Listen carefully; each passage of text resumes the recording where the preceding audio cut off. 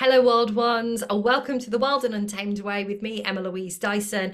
And today I've got a question for you. Have you ever wondered about the hidden powers of mugwort? It's something that we hear a lot about, especially in our magical practice. So today we're going to be diving into the ancient secrets that blend the healing and the magic in ways that you won't believe. So stick around to learn how this incredible herb can transform your practice.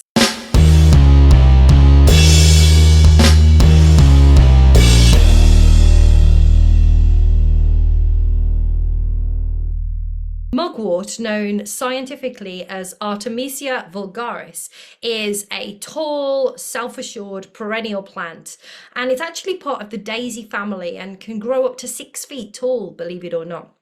You can find it in weedy areas, roadsides, along the edges of fields and forests, and once you've seen it, you'll know it and you'll keep seeing it over and over again. So the leaves on top are green and they're white underneath, and it has a very distinct aromatic scent, which is very similar to that of rosemary or sage. And historically, mugwort has been revered in many different cultures. So the Greek goddess Artemis, she is the goddess of the hunt and the goddess of the moon, and she is the namesake, lends herself to the name of this powerful herb. In medieval times, it was known as St. John's plant because St. John the Baptist supposedly wore a girdle of mugwort for protection when he was out in the wilderness.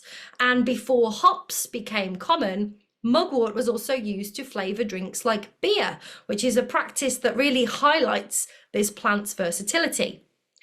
In ancient times, mugwort was considered a protector against evil spirits and bad luck.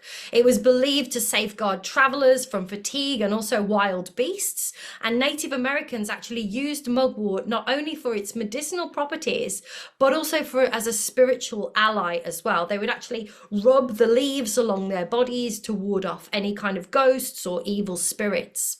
So I touched briefly on identification, but knowing how to identify mugwort is essential.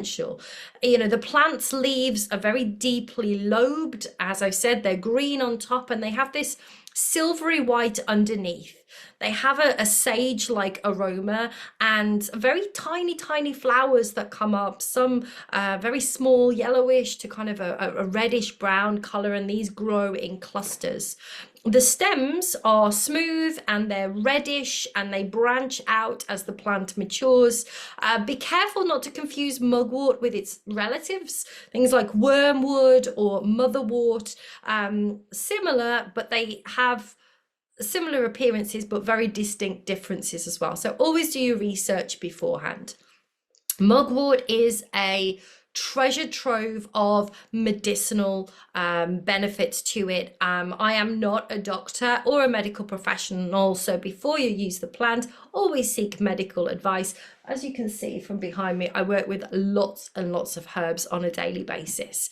So let's look at some of the medicinal benefits of mugwort. So first of all, mugwort really stimulates bile production. So this can help in digestion. It can help to relieve any kind of stomach issues, things like indigestion or acidity. So you can make a tea from its leaves, which is particularly effective for this purpose. I personally love to blend mugwort with meadowsweet and with chamomile to create a really soothing tea for the stomach. It's also a uterine tonic that can help to regulate menstrual cycles and also alleviate menstrual pain. And mugwort can be used both internally and also topically as well for these particular benefits. And there's also a cool practice which is called moxibustion. So moxibustion is where mugwort is actually burned over specific joints on the body. It's known to help relieve arthritis and joint pain, and this ancient technique enhances the blood circulation, and it also helps to alleviate pain as well.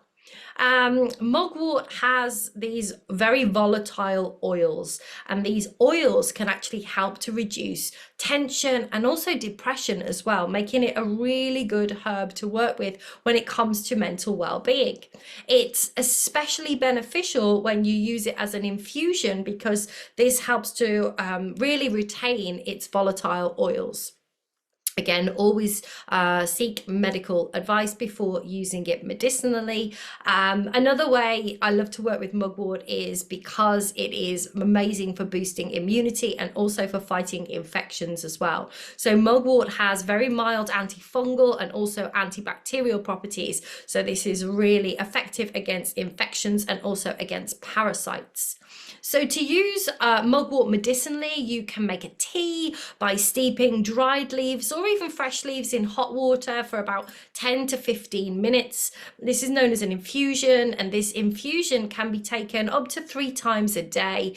And additionally as well, the cottony fibers underneath the leaves, these can be harvested and these can be used in what we mentioned earlier, the moxibustion, when you set fire to them, and can be used for pain relief. So there are the few of the medicinal properties, but mugwort is just as powerful in the magical realm as well. So mugwort has been used for dream pillows to enhance vivid dreams and prophetic visions. It is often burned as incense during divination rituals, and it can really heighten psychic abilities as well as helping with lucid dreaming. Mugwort also as well is very protective, and carrying mugwort or hanging it in your home can ward off negative energies and evil spirits.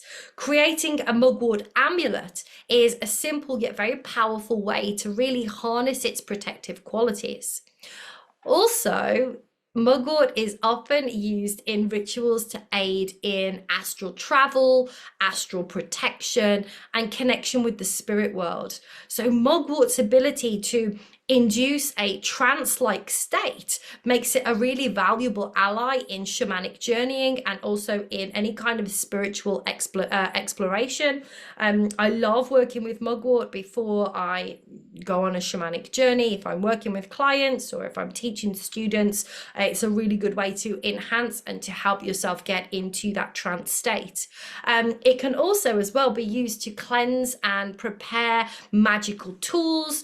If you're working with scrying with black mirrors, for example, or you're working with crystal balls, it can also enhance the effectiveness of your divination practices as well. For dream enhancement, what you could do is you could create a mugwort infused dream pillow, and you could basically place some leaves inside of a small sachet or even an organza bag, something like that, and then tuck it under your pillow, and you can make a mugwort tea as well. So you could drink that before bed to really promote vivid dreams. Burning mugwort incense as well would also be really powerful during divination sessions, and it can also, as we've mentioned, amplify your psychic abilities. You can also add an extra layer of energy to this by pairing mugwort with different crystals. This can really amplify its magical properties. So working with amethyst, for example, it's known for its very calming and protective energies, but amethyst can enhance mugwort's ability to promote vivid dreams, to also bring in intuitive insights as well. It is perfect for balancing the more intense energy that mugwort can bring sometimes. Or you could work with clear quartz, because clear quartz has these amplifying properties. So this can really intensify the effects of mugwort when it comes to dream work and divination. Clear quartz also helps to focus. It also helps with clarity and also clarifying your intentions as well. So this can really make your magical practice much more effective as well as being more potent. Moonstone is next. Resonating with the moon cycle, moonstone is an excellent companion for mugwort's dream enhancing properties and its intuitive qualities. So it enhances psychic abilities, and it can also help to connect with the lunar energy as well. Penultimately, I would recommend working with labradorite, known as the shaman stone. It's a mystical and a very transformative stone. It has these wonderful transformative energies that can really amplify mugwort's connection to the dream realm and also spiritual growth. It is known for enhancing intuition, for providing a lot of protection as well during spiritual journeys. So it's a really good combination to pair labradorite with mugwort. And finally, one of my favorite crystals, astrophyllite. This is a stone that really helps to balance and also to strengthen the energy body that we have. So this makes it much easier for us to explore the astral planes and also to communicate with ancestral spirits as well. So there's some crystals you can pair, but how do you actually work with mugwort? So here are a few ways that you can, some practical ways that you can bring mugwort into your daily life. So first of all, you could create a mugwort sachet for protection. So you could place some dried leaves into a small pouch, carry this with you to wherever you go, or you could place it in your home to ward off any negative energy, any evil spirits. Just make sure, as always, when you do any kind of magical workings, that you set very clear intentions during the process. We've already touched on this, but you can also make a mugwort infused dream pillow, placing dried leaves in a sachet, tucking it under your pillow. You could also add some crystals that we have mentioned as well. I also recommend having a dream journal by your bedside. It can really help you to capture the insights that come through from the dream world. You know as well as I do, you wake up in the morning, everything's like fresh in your mind, and then 5 minutes later it's disappeared. So keep that dream journal with you. Also, next time you work with tarot or oracle cards or runes, or you're doing some scrying, brew a mugwort tea and sip it before your divination session. This can enhance your psychic abilities. It can also enhance your intuition. So try experimenting with different divination tools, tarot cards, scrying mirrors, runes, while kind of under the influence of mugwort.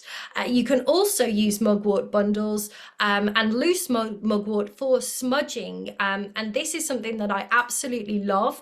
I'm feeling less drawn to working with things like California white sage and Palo Santo, although I love the smell of Palo Santo, because they're not native to me. But I love working with mugwort for cleansing my space. So you move through your space, visualizing the negative energies dissipating.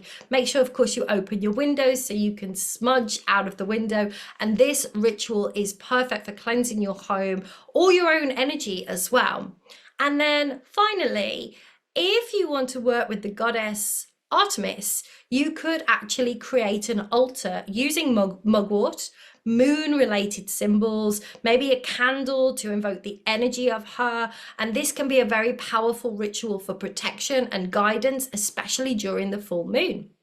So we've talked about the medicinal properties, we've talked about the magical properties, but did you know there's also culinary practices that you can work with mugwort? So we've talked about mugwort tea, brew the leaves for 15 minutes, add honey or lemon if you like for flavor. You could also infuse olive oil with dried mugwort leaves as well, and you can use this oil in salad dressings or to drizzle over roast vegetables or for dipping bread. You can also use it as a seasoning, so you could mix some dried mugwort leaves with salt and pepper and other herbs to create a seasoned blend. Use this on roasted vegetables or meat or fish. You're adding the magical and the medicinal properties to your food. You could also blend fresh mugwort leaves with garlic and pine nuts and Parmesan cheese and olive oil and a squeeze of lemon juice and make a beautiful mugwort pesto. This would be awesome in wild garlic season as well, adding some of that. But you can use this pesto as a pasta sauce. You could spread it on sandwiches. You could dip vegetables into it. And you could also bake with mugwort as well. So you can incorporate mugwort into breads, muffins, or even shortbread cookies for a kind of unique little herbal twist. And this allows for real creativity in the kitchen and really adds a little distinct flavor to your baked goods. So there we go, folks. The magical and medicinal and culinary properties of mugwort. If you're ready to embrace the magic and the medicine of mugwort, don't forget, like this video. Let me know in the comments if you've got value from this, if you feel inspired to go and work with this magical plant. Don't forget as well, subscribe to the channel if you want to learn more about earth medicine wisdom and shamanic witchcraft. Love to hear your thoughts in the comments. And of course, you can hit that notification bell as well so that you don't miss when my next video is uploaded. And I try to create content weekly for you here on the Wild and Untamed Way. Finally, if you want to connect further, check out our free Facebook group. It is called The Wild and Untamed Ones. I share content every day. We have live events. There's all kinds of goodness that happens there. And it's also a really great place and a safe place to connect with like-minded people and to learn more about shamanic witchcraft and earth medicine magic. So there we go, folks. Stay wild, stay magical, and stay cool, won't you? I'll see you in the next video.